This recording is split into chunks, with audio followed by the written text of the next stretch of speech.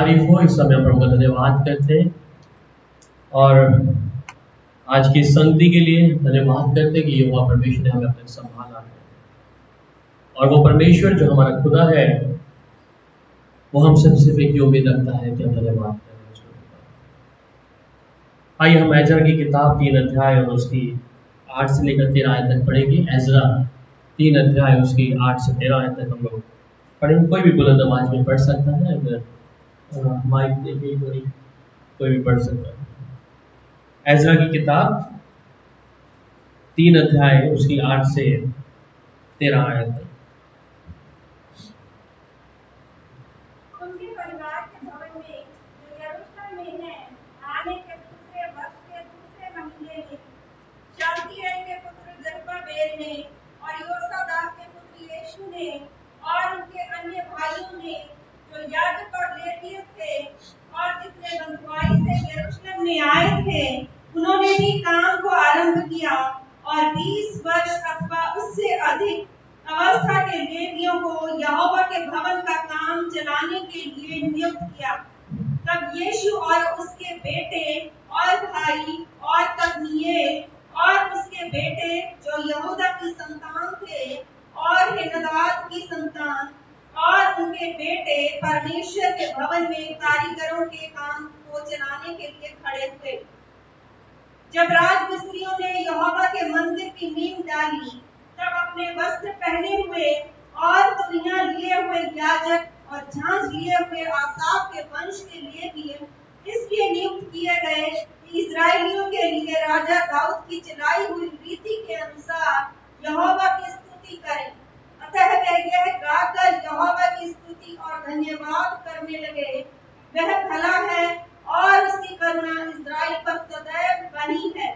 जब वे यहोवा की स्तुति करने लगे, तब सब लोगों ने यह जानकर कि यहोवा के भवन की नींव अब पड़ रही है, ऊंचे शब्द से जय जयकार किया।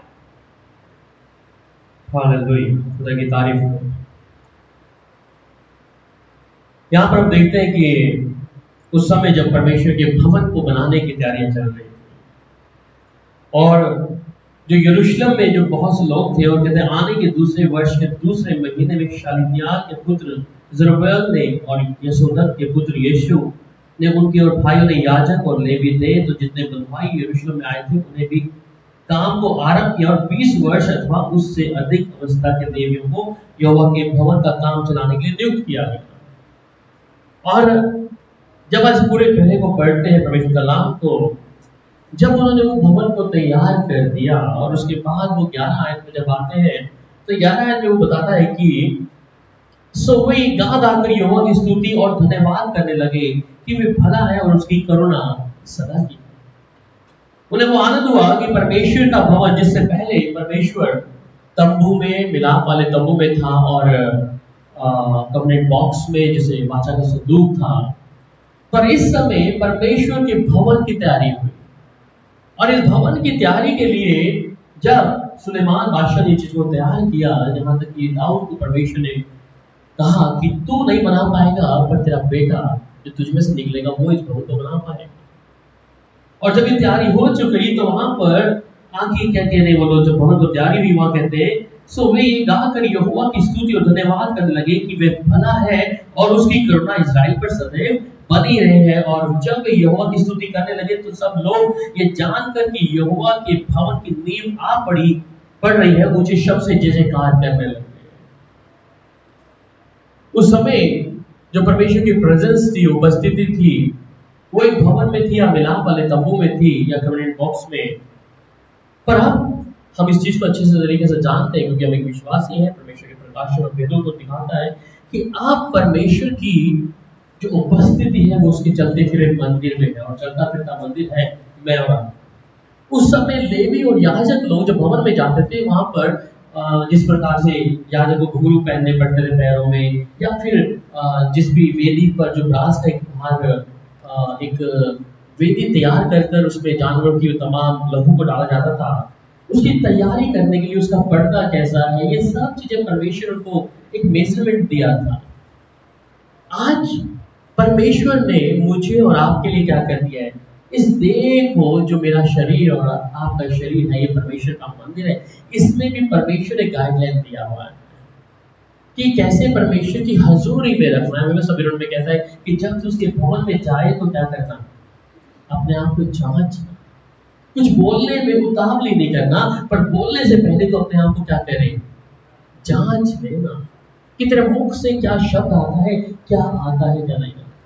इसलिए परमेश्वर की हजूरी में, उसके भवन में जाने के लिए मुझे अब किस प्रकार रहना है, क्योंकि अब परमेश्वर ये नहीं कि परमेश्वर का आत्मा कभी आता है कभी जाता है, ऐसा नहीं। या यूं कहे कि जहां 2 या 3 होते हैं तभी परमेश्वर का आत्मा है, ऐसा भी नहीं। परमेश्वर ने कहा मैं अपने लोगों में चला और फिरा करूंगा। तो इसका मतलब परमेश्वर हर समय मेरे और आपके अंदर है। कई बार हम गीत गाते हैं ना, जैसे मैंने मैं टॉप था उस गीत की गाने के लिए कि उतरा उतरा पवित्र आत्मा उतरा। ऐसे कई गीत हैं जिनको हम क्या करते हैं, पवित्र आत्मा को बुलाते हैं। परमेश्वर के पुत्र यीशु ने कहा कि मैं पिता के पास जाता हूँ, तुम्हारे लिए एक सहायक को भेजता हूँ, और वो है पवित्र आत्मा जो तुम्हारे साथ में रहेगा। पर एक छोटा सा गीत गाकर, उसका मुंह से अंगीकार कर कर हम पवित्र आत्मा को अपने से दूर कर देते हैं। ये कई लोगों का है। पर आप परमेश्वर की उपस्थिति, इसलिए उसने कहा तुम परमेश्वर के मंदिर हो। अब परमेश्वर के मंदिर है, जहां पर परमेश्वर के मंदिर में आने के लिए अभी कुछ लोग जब भवन में आते हैं तो उनके लिए ऐसा रहता है कि प्रभु की उपस्थिति शायद इधर ही होगी, ऐसा माइंड में है। चर्च को लेकर या चर्च बिल्डिंग में, चर्च को चर्च नहीं, चर्च बिल्डिंग में आता हूँ, क्योंकि चर्च तो हम सब है, कलीसिया। और साथ में जब भी आप चर्च बोले तो बिल्डिंग जरूर लगाएं। क्यों? क्योंकि चर्च आज मैं और आप है। ये बिल्डिंग जो गाढ़े पत्थर की मिट्टी की बनाई है, पर हम कई बार सोचते हैं कि परमेश्वर की उपस्थिति इसके अंदर होगी, और कुछ हम ज्यादा सोचते हैं कि पवित्र है ये चीज, ऐसा करके। ये हमारी मेंटेलिटी है। पर जिस चीज की परमेश्वर अपेक्षा करता है वो है मेरा देह और शरीर, मेरा आत्मा प्राण शरीर, कि मैं चर्च में आके इस चीज को बड़ा साफ सुथरा देख रहा हूं, परंतु परमेश्वर के पास आने के लिए मेरा शरीर एक मंदिर है, उसे मैंने साफ सुथरा नहीं रखा है। इसलिए मैं परमेश्वर के वचन से क्या हो गया हूं, आगे भी आगे आज्ञा मानता हूं, आगे नहीं मानते। परमेश्वर उसी वचन की बात कर रहे हैं। सो वे ये गाकर यहोवा की स्तुति और धन्यवाद करने लगे कि वे भला है और उसकी करुणा सदा की है और इस्राएल पर सदैव बनी है। और जब वे यहोवा की स्तुति करने लगे तो सब लोगों ने ये जानकर यहोवा के भवन की नींव आ पड़ रही और ऊंचे शब्द से ये जय जयकार किया कि अब तो नींव डर रही है परमेश्वर के भवन की। पर ये देह जो मेरा शरीर है, ये परमेश्वर का मंदिर है, इसके विषय में क्या कहना है? आज बहुत से लोग हैं, बहुत से लोगों ने, जिसने एक, मैं से बोलूंगा, एक मूर्ति पूजा है कि तुम उस वाले चर्च में जाओ, उस वाले जगह पे जाओ। इवन कई लोग अभी इजराइल को लेके एक मूर्ति पूजा है। वो कहते हैं कि बस एक बारी में इजराइल में जॉर्डन में जाकर नदी में क्या करूं, डुबकी मार के आऊं। और बहुत से लोग गए, बहुत से लोग गए। ये उनके लिए तीर्थ स्थान जैसा है। और जो यहूदी लोग हैं उनको कोई वैल्यू नहीं है, जिनके बीच में परमेश्वर चला और फिरा। उनको बिल्कुल ऐसा लगता है कि हाँ यीशु इधर था, ऐसा करके।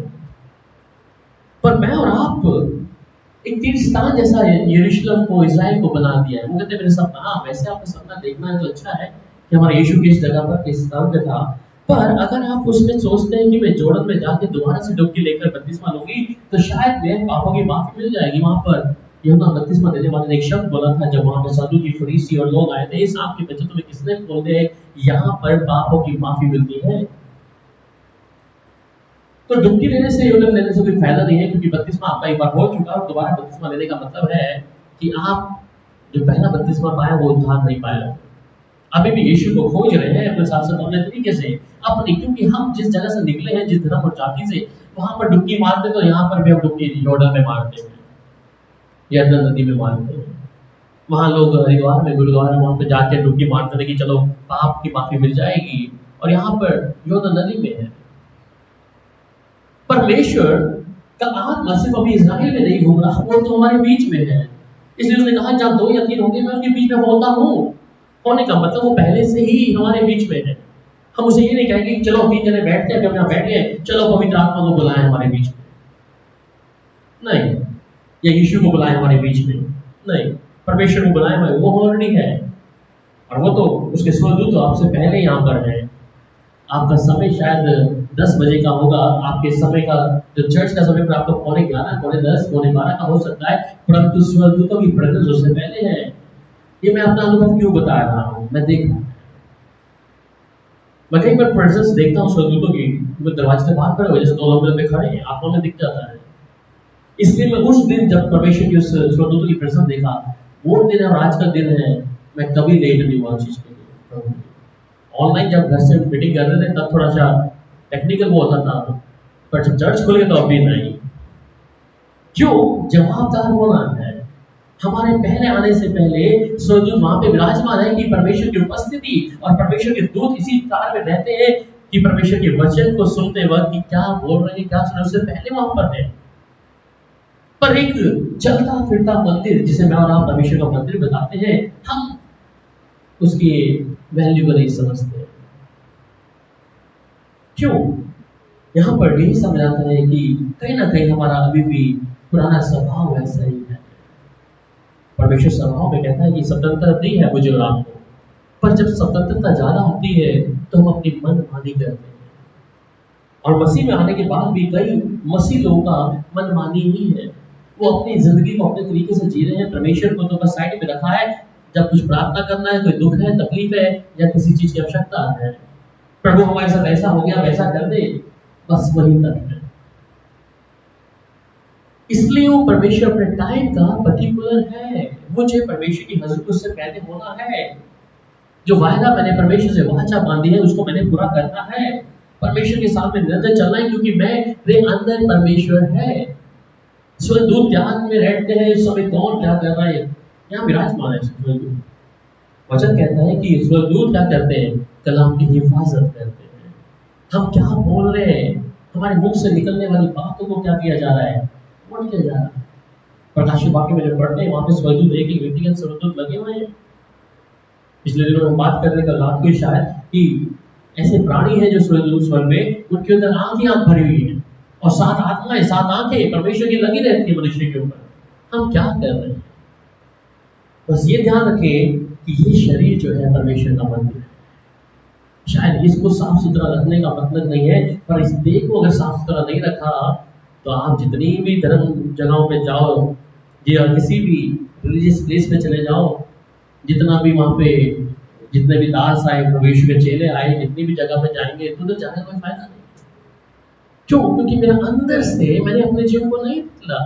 या किसी दास के हाथ रखने से कि हाँ वो फलाना पास्टर प्रार्थना करेगा, वो हाथ रखेगा तो मेरा जीवन ऐसा हो जाएगा, नहीं होगा। भागते नहीं। अक्सर मेरे पास एक लेडी आती थी, वो डॉक्टर थी, गायनोलॉजिस्ट और बुजुर्ग थी।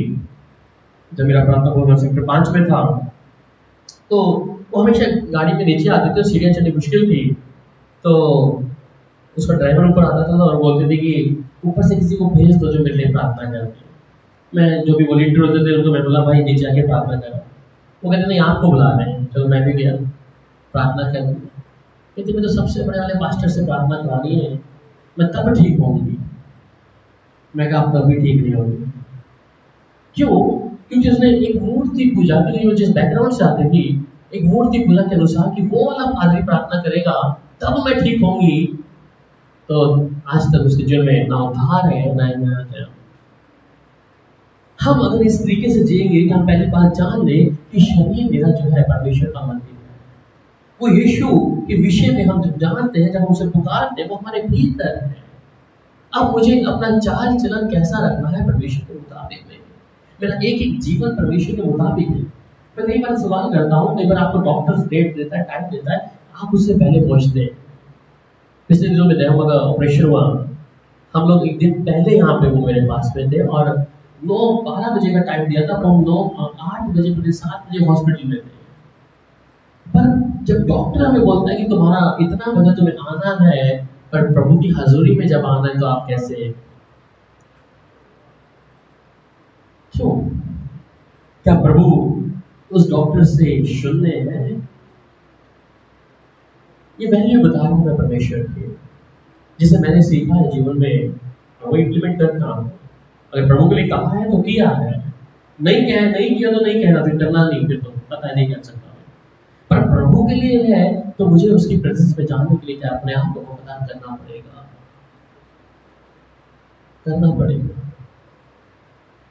पिछले दिनों में एक बहन बात कर रही थी, भैया मैं 2 दिन प्रार्थना में ना उठ नहीं पाऊंगी। मैंने क्या करना है कि मैंने कितने कितने बजे वाली, कहते 5 वाली में भी और 8 बजे वाली में। मैंने कहा क्या करेंगे आप? मुझे घर के काम करने हैं।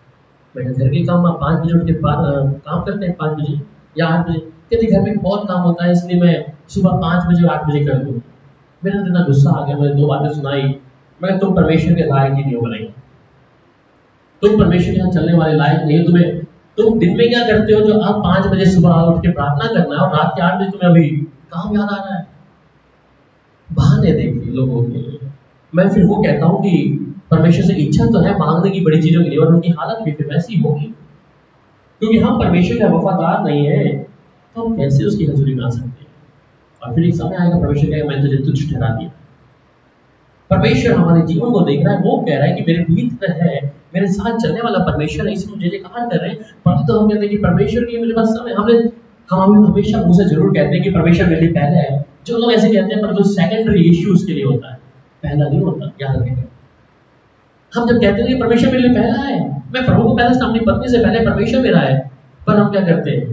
प्रभु को लास्ट रखा है हमने कहा ना कि वचन जो आप बोलते हैं वो हमारा पीछा करता है, खड़ा हो जाता है हमारे सामने कि तूने बोला था ऐसा करके, परंतु you are not faithful to me, तो मेरे योग्य नहीं है। परमेश्वर की हजूरी में आने के लिए मेरा जीवन कैसा है? मुझे पहले होना है प्रभु के साथ, क्योंकि मैं चलता फिरता उसका मंदिर हूँ। वचन कहता है कि मैं पत्री हूँ, मैं चलती फिरती पत्री है। लोगों के सामने मेरा जीवन को लोग पढ़ेंगे।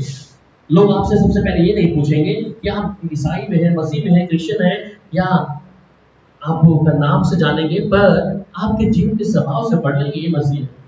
मैं एक बार राजपुरा से खन्ना की तरफ जा रहा था, गाड़ियाँ गिली थी और मेरे ईशान मेरे साथ में था।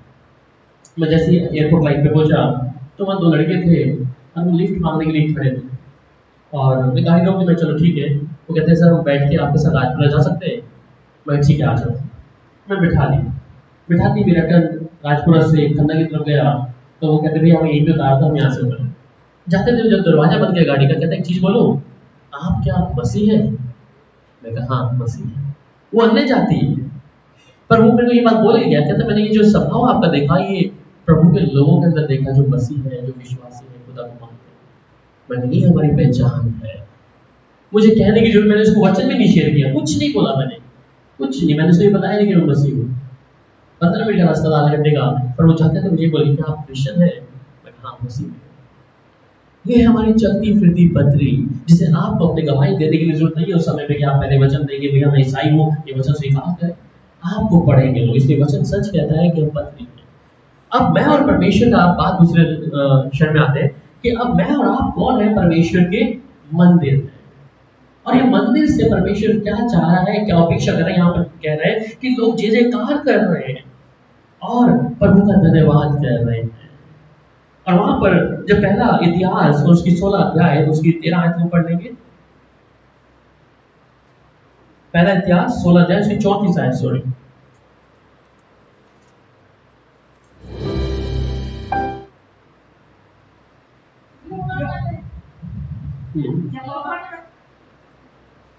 यहोवा का धन्यवाद करो क्योंकि वह भला है, उसकी करुणा सदा की है। यहोवा का धन्यवाद करो क्योंकि उसकी करुणा सदा की है।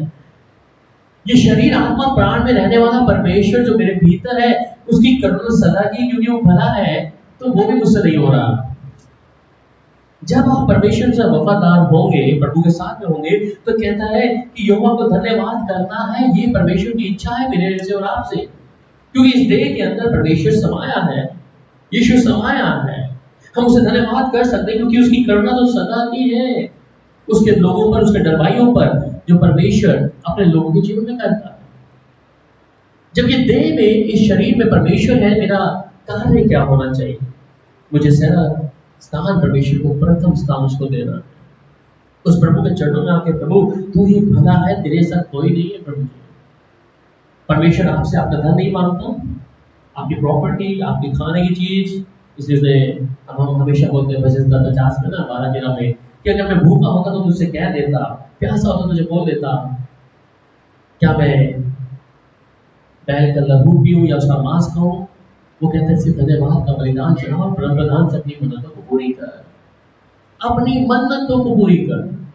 पर ये धन्यवाद मैं करूं कैसे? क्योंकि मैं वफादार ही नहीं हूं परमेश्वर के साथ में। मैं परमेश्वर के साथ वफादार नहीं हूं क्योंकि मैं उसे समय नहीं देता हूं। उस परमेश्वर के साथ मैं वफादार नहीं हूं। आप जितने बैठे हैं बड़े जांच लें अपने आप को, including me. We are not worthy to God, हम उसके योग्य नहीं है। हम उतावली में बहुत सारी बातें कहते हैं परंतु करते नहीं। और मैंने कहा ना, जब बोलते हैं तो परमेश्वर हमारे सामने उसी वचन को लेके आएगा कि तुमने कहा था ऐसा करना परंतु नहीं मान रहे, तुम नहीं कर रहे। फिर हम कैसे धन्यवाद कर सकते हैं? फिर तो मैं सोचता हूं कि ये एक तरफा प्यार है परमेश्वर का और हमारी तरफ से कुछ नहीं। हमारी तरफ से सिर्फ यही है कि चलो परमेश्वर की चरणों में आगे कुछ प्रॉब्लम है और हमने सुन लिया, कर दिया, धन्यवाद। इसलिए परमेश्वर सिर्फ लोगों के विषय में, हनोक के विषय में और दाऊद के विषय में हमेशा कहता है, हनोक तेरे बिना मेरा मन नहीं लगता। दाऊद के विषय में कहता है कि मेरे मन के अनुसार मुझे व्यक्ति मिल गया है। इस बात को जरा ध्यान से सोचें, क्या परमेश्वर आपके विषय में कह सकता है? हमारी कहीं भी बातों पर हमने कई बार धोखा दिया है उनके साथ, और इसे हम बोलते हैं सेल्फलेस। सेल्फ बोलते हैं कि हिंदी में क्या बोलते हैं? हाँ जी, स्वार्थीपन है। नौकरी चाहिए तो प्रभु को नौकरी दे दे, प्रभु बिजनेस चाहिए प्रभु ऐसा कर दे, सब कुछ रेडी है, हो गया, फिर भी प्रभु को क्या है, तो सेकेंडरी रखा है। मैं सच कहता हूँ, हमने परमेश्वर को दूसरा स्थान दिया हुआ है, पहला स्थान नहीं दिया। आप जितने लोग यहाँ बैठे सबके मुंह में बोलता हूँ, दूसरा स्थान है। कहने से हम कहते हैं प्रभु हम तेरे को पहला स्थान दिया, नहीं दिया। क्योंकि जब वो हमारे सामने आती है वो चीजें, तो हमारे लिए सबसे पहले क्या होना चाहिए? प्रभु भाई मैं अपने आप को भी लेता हूँ। इवन जब मेरी मीटिंग्स का टाइमिंग होता है रात को, तो अगर मैं कहीं बाहर हूँ ऐसे समय पे, तो मैं फोन मिलाता हूँ, भैया आप प्रार्थना करो, भाई मुझे बताते हैं। मैं भी बोल देता हूँ सिस्टर आप प्रार्थना कर रहे हैं, मैं ना बाहर की प्रार्थना के लिए जा रहा हूँ। मेरा स्वभाव क्या होना चाहिए? कोई बंदा मर रहा है, मरने दो, मेरे लिए प्रभु का वचन है।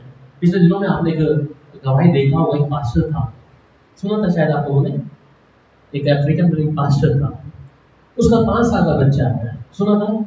नहीं सुना? 5 साल का बच्चा है, चर्च के लिए तैयारी कर रहे हैं, देखा बच्चा मर गया। सुना था? बच्चा मर गया। पत्नी को लिया, पति को लिया, दोनों हस्बैंड वाइफ कहाँ पे आ गए? चर्च में आ गए। पास्टर ने पूरा प्रचार कर दिया, उसकी आंखों में आंसू नहीं है अभी, घर में बच्चे की डेड बॉडी, किसी को बताया नहीं है। पति पत्नी चर्च में आके प्रचार कर रहे हैं, और जब प्रचार कर रहे हैं, असलियत बात है, और कहता है वो जब वचन खत्म किया, बाप की आंखों में जो पासवान था उसका, उसने अपने बच्चे के विषय में तब बताना शुरू किया। और कहते जब घर गए तो बच्चा जीवित था। ये था, नहीं तो अगर किसी और के साथ होता, कहता मेरा बच्चा मर गया, मैं क्या प्रचार करना है आज। उसका पहला स्वभाव ये परमेश्वर में सिखा रहा है इस चीज से। हमारे लिए हमारे इंपॉर्टेंट काम है, मैं जानता हूँ सबके लिए इंपॉर्टेंट है, मेरे लिए भी इंपॉर्टेंट है, आपके लिए भी। मैं आपकी बातें आपको ही बता रहा हूँ कि आपने परमेश्वर को दूसरा स्थान दिया है, मैं भी उसमें बीच में इंक्लूड हूँ। आप नहीं कह सकते कि मैंने प्रभु को पहला स्थान दिया, और फिर बरकतें भी वैसी ही जो सिद्ध होना चाहिए था वैसा नहीं। आप में से कोई कह सकता है कि मैं पहला स्थान देता हूँ प्रभु को? कोई है? प्रभु से कहते हैं प्रभु को अपने पहला स्थान दिया, जीवन नहीं दिया। शायद सुबह 5 मिनट की प्रार्थना करना ये नहीं कि पहला स्थान प्रभु को दिया। जब आप ऐसी स्थिति में हैं और आपके लिए जगह वचन देना है, किसी की आत्मा बचानी है, तो आप किसको चूज करेंगे?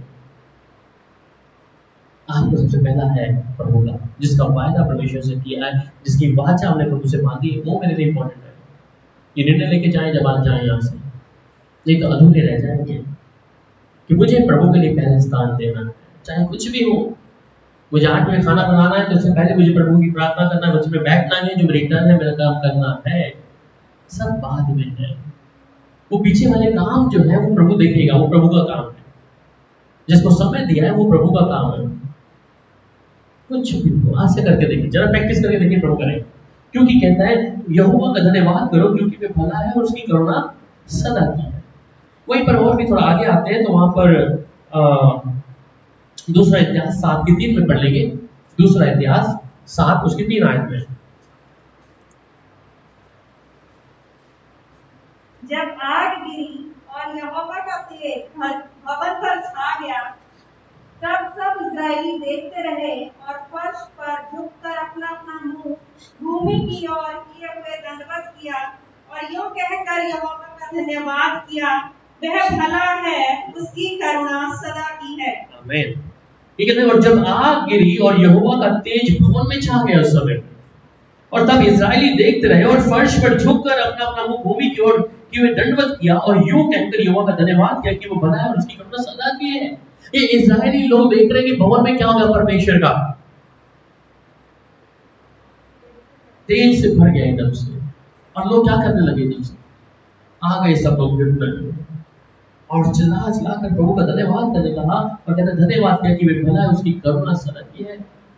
देख रहे थे प्रभु के कामों को, प्रभु के उस तेज को जो उनके ऊपर आया था उस समय, और उन्होंने कुछ नहीं किया, सिर्फ धन्यवाद करना आरंभ किया परमेश्वर का, शुक्रगुजारी करनी आरंभ कर दी परमेश्वर के। उनके इंपॉर्टेंट काम जो भी चीजें थी वो कह सकते थे कि अरे ये करना है वो करना है, परंतु भवन में आते जैसे परमेश्वर की सामर्थ को देखा, क्या हुआ, झुक गए, धन्यवाद करना शुरू किया।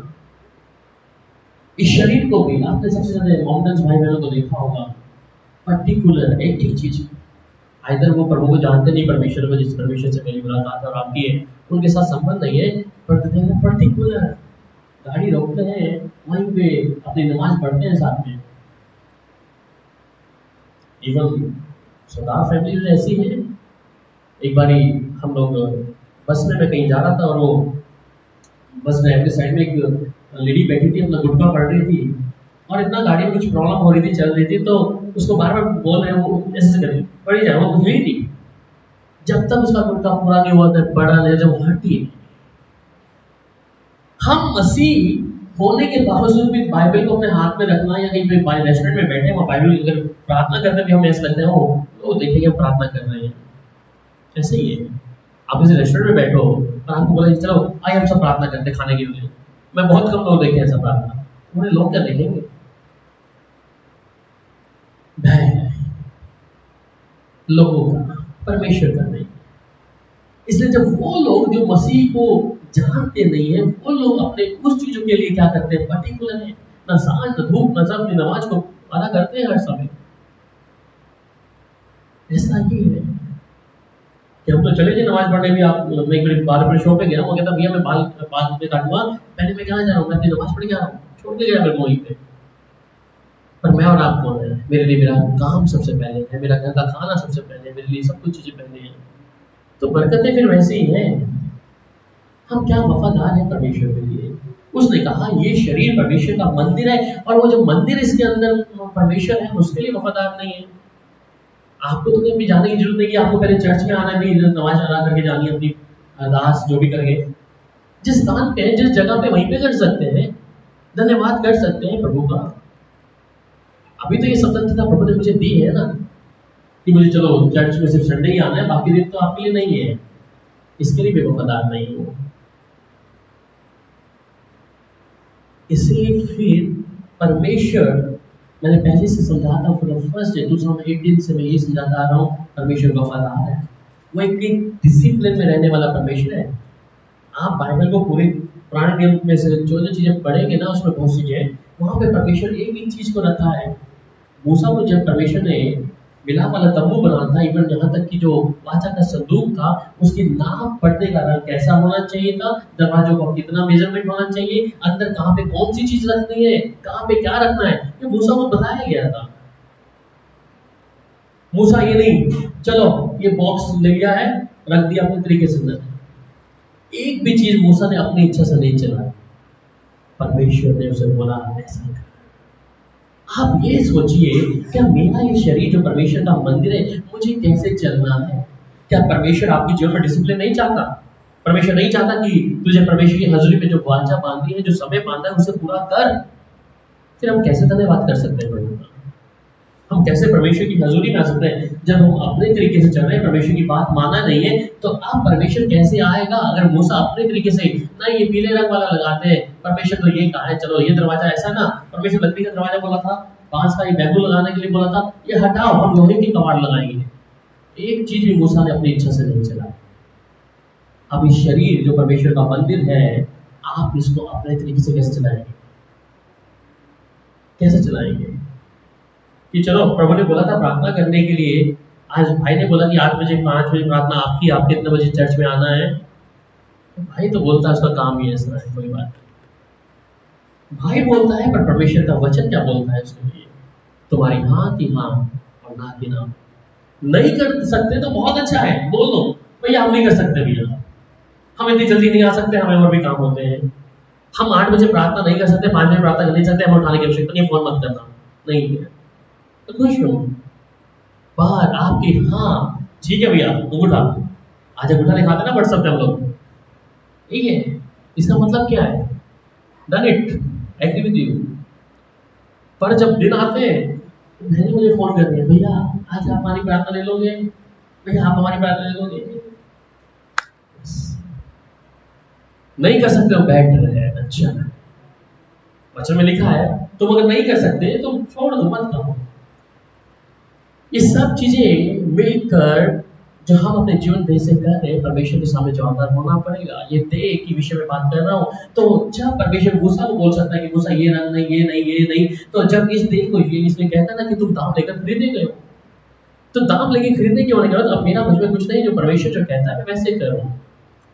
इसलिए फिर आगे और भी पढ़ते हैं, वहां पे भजन संहिता 107 और उसकी एक आठ में कहता है कि यहोवा का धन्यवाद करो क्योंकि वो भला है, उसकी करुणा सदा की है। अब ये बार बार मैं क्यों पढ़वा रहा हूँ कि यहोवा फिर भी हम पर दया कर रहा है।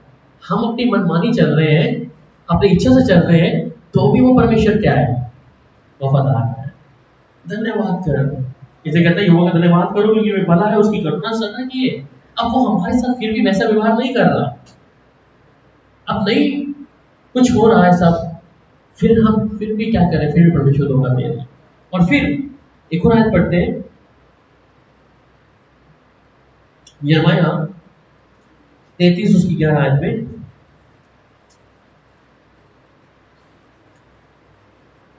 यिर्मयाह इन्हीं में से हर्ष और आनंद का शब्द, दूल्हे दुल्हन का शब्द और इस बात के कहने का शब्द फिर सुनाई पड़ेगा, सेनाओं के यहोवा का धन्यवाद करो क्योंकि यहोवा भला है और उसकी करुणा सदा की है।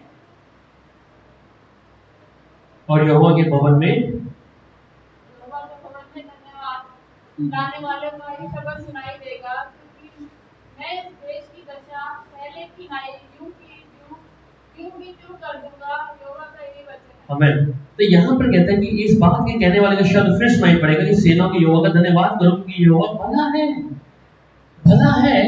पर फिर वो क्या करना है? अपनी मनमानी नहीं चलानी, परमेश्वर जो कहा है उतना ही करे। परमेश्वर जब इस्राएली को बोला कि तुमने कैसे चलना है, सीधे चलना है, ना दाएं मुड़ना है ना बाएं मुड़ना है। एक विश्वासी का जीवन, एक मसीह जीवन में यही है कि हमारा जीवन क्या हो? परमेश्वर के मुताबिक सीधा चलने वाला, ना हम दाएं मुड़े ना बाएं, परमेश्वर जो कहा है उसको वैसा ही करें। तब बरकतें हैं, तब आशीष है, तब हम कह सकते हैं ओ प्रभु सच में काम कर।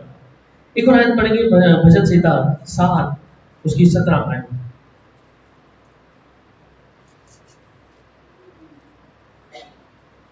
मैं यहोवा के धर्म के अनुसार उसका धन्यवाद करूंगा और परम प्रधान यहोवा के नाम का भजन गाऊंगा। आमीन। मैं यहोवा के क्या क्या करेंगे?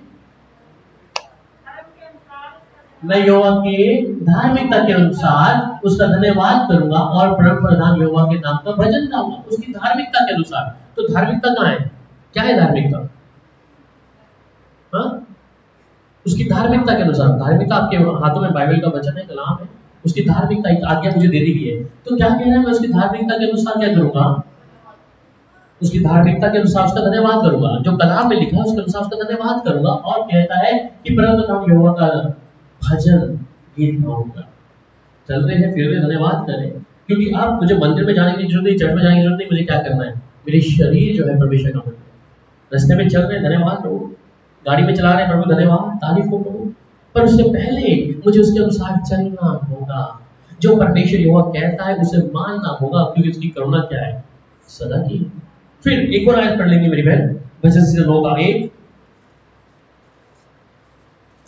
हे यहोवा परमेश्वर, मैं अपने पूर्ण मन से तेरा धन्यवाद करूंगा। मैं तेरे सब आश्चर्य कर्मों का वर्णन करूंगा। आमीन।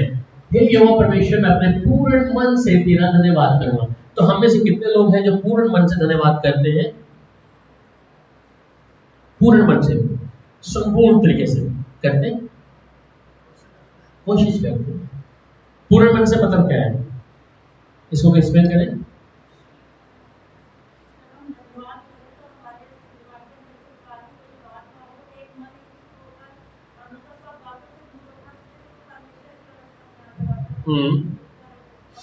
जी, पूर्ण। मेरा शरीर एक काम क्या करेगा? अभी कई लोगों का शरीर कुछ हिस्सा काम नहीं करता कहीं होगा। दाऊद कहता है, नहीं पौलुस कह रहा था कि मेरा एक एक शरीर का, मैं उसे कैसे तेरी सेवा में लाऊं, तेरे काम में लाऊं। मेरा शरीर का एक एक अंग क्या करे, तेरी कुछ सेवा करे, तेरा धन्यवाद करे। तो एक भी शरीर का अंग, इसलिए मन के विषय में कहता है कि मन सबसे ज्यादा क्या करता है, धोखेबाज है। इसमें आसानी रोग लग गया। परंतु पूर्ण मन से कि इसके अलावा और कोई है नहीं, बस प्रभु मेरा। पर वही होता है धन्यवाद, मैं नहीं कहता नहीं करते, पर वो थोड़ी क्षण का होता है। हम जहाँ यहाँ पे बैठे हैं, हमारे जीवन में बहुत बड़ी गवाही है सबके जीवन में, जो लोग यहाँ बैठे हैं प्रभु ने निकाला है।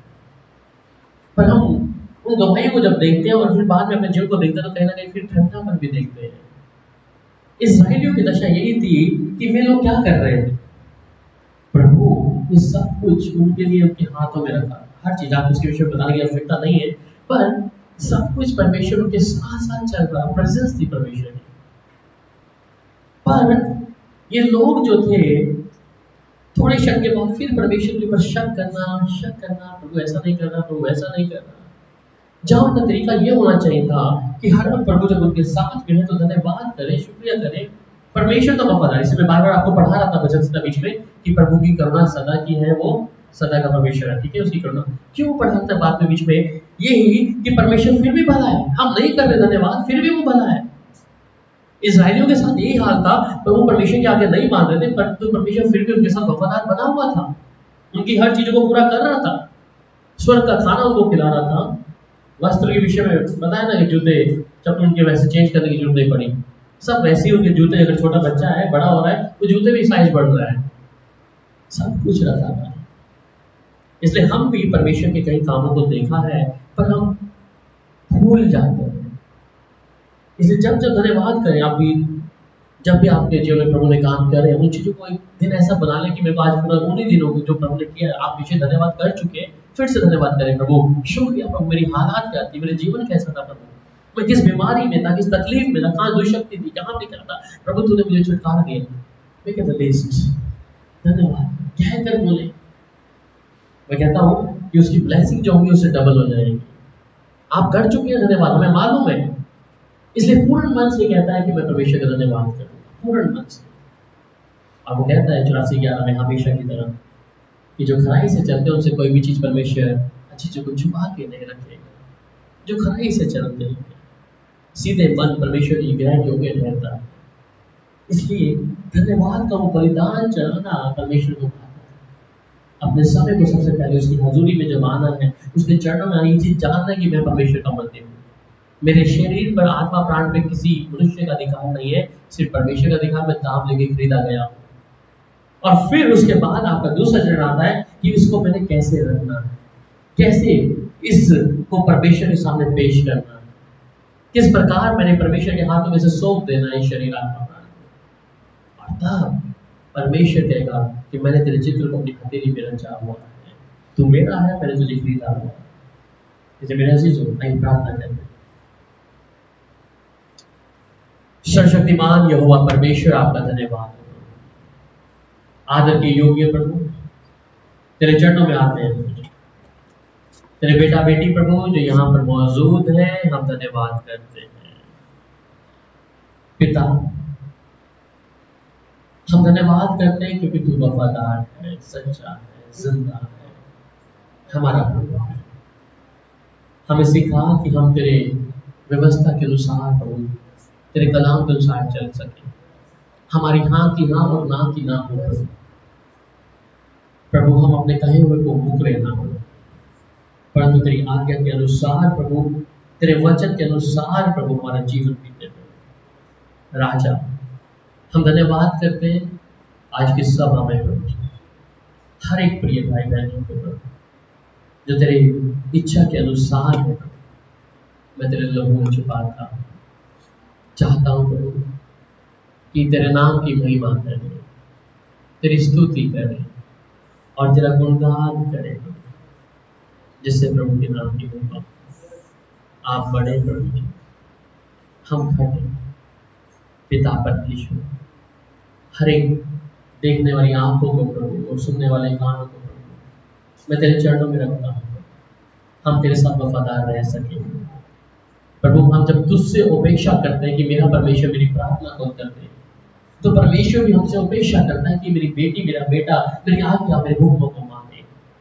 प्रभु हमें क्षमा कर, अगर जहां हमने तेरे वचन के मुताबिक जीवन नहीं बिताया, हमें माफी दे दो, हमें माफी दे प्रभु। तेरा धन्यवाद हो प्रभु, तेरी तारीफ हो प्रभु।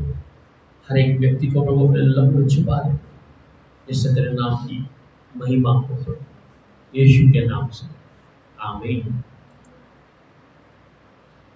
ये सब हमारे लिए प्रार्थना कर रहेगा और मैं चाहूंगा कि हम सब एक जन प्रार्थना करेंगे और धन्यवाद प्रार्थना की ये सबका करना आएगा जितने लोग बैठे हैं अभी, और परमेश्वर के उपकार होगा, प्रभु ने जो आपके जीवन में किया उसका, प्रभु के कामों का उसका, तो हम सब एक जन नंबर वाइज प्रार्थना कर सकते हैं। इधर आके करना है या वहीं से अपने स्थान पे करेंगे। अगर कोई विशेष हाथ में है तो उसको भी हम कंप्लीट कर देंगे। जो भी मार्च से लेके अब तक इन चीजों के बीच में हमारा जीवन कैसा था और हमने प्रभु को कहकर वैसा पूरा नहीं किया है, तो उसके लिए भी, क्योंकि जाने से पहले उसको यहीं छोड़ के जाएंगे तो अच्छा, जब यहाँ से निकले तो नई सृष्टि बन के जाए, प्रभु के साथ वाचा मान के जाए। ठीक है, तो शुरुआती दौर में भाई विक्टर से प्रार्थना करेंगे, तो कुछ भी मतलब कि धन्यवाद कर सकते हैं, इधर आ सकते हैं तो धन्यवाद कर सकते हैं प्रभु का जिस भी प्रकार जो आत्मा में आपका।